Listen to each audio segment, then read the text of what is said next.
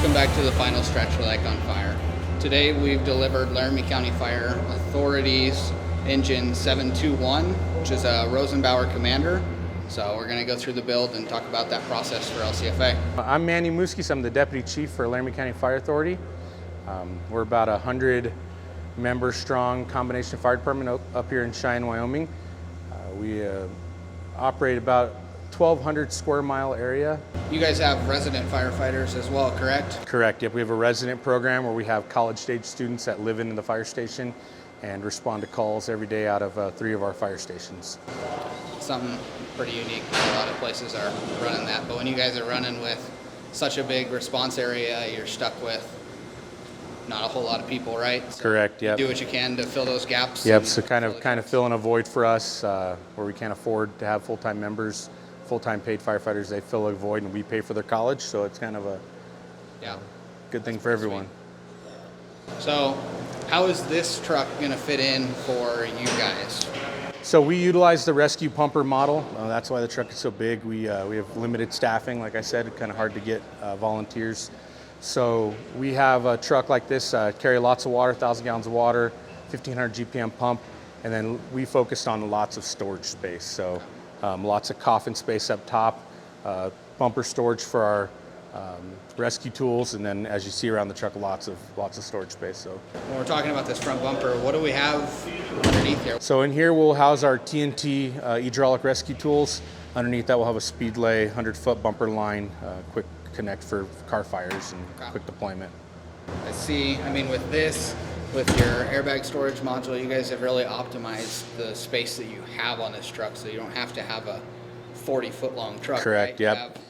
You have a normal engine that you just use the space as you should. Yep, so we're trying, like I said, trying to cram that rescue stuff into here so that with our limited staffing, we're able to respond to your typical motor vehicle fires, accidents, any sort of rescues that we can get initial response with our rescue pumper until we can get other resources there like our rescue truck. So it does carry a lot, and we've learned over the years optimizing space is a premium on these trucks. So.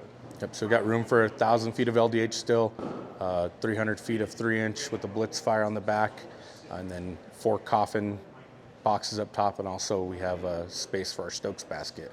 Right. The airbag storage, I mean, just giving us a way to store those airbags in a vertical position to make up the most room to still have it be able to swing out and get those airbags out easily. The way we designed it was we had room for the airbags to store. When the compartment's closed, our airbag control module sits right next to it, so it's quick and easy to get everything out and get set up. And you guys are running not just in Cheyenne, right? So you're running out in places where you don't have any light. So correct, you got a nice command light tower. We cover, like I said, 1,200 square miles. A lot of that's in the county, in the rural area. Kind of cover the northern area north of Cheyenne, and not necessarily the city of Cheyenne. So a lot of rural, urban, suburban areas for us. So it moved around to the pump panel. Obviously this is a larger pump panel. It's under a compartment, so keeping it out of your wind and snow and everything else you guys have in Wyoming. So tell me about this and how it's going to benefit your engineers. Perfect. Yeah, so because we have to compete with the wind and snow, like you said, we don't want our stuff freezing up before we get there, so we went with the enclosed pump panel. So we went with the pistol grip, just for ease of use again. Opening and closing your valves is much easier with these. They're at a height that's easy to reach and easy to manipulate. We also went with 2 pre-connect, 200-foot pre-connect hose loads.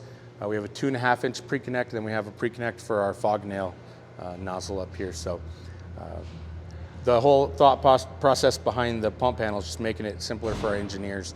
Everything's in one area, lined out straight. It's going to work good for us. If you want to see the full specs, drawings, and photos, check it out. It's on our website. Links to everything are right there, as well as make sure that you're subscribing to the YouTube and then like and comment on Facebook. See you guys on the next one.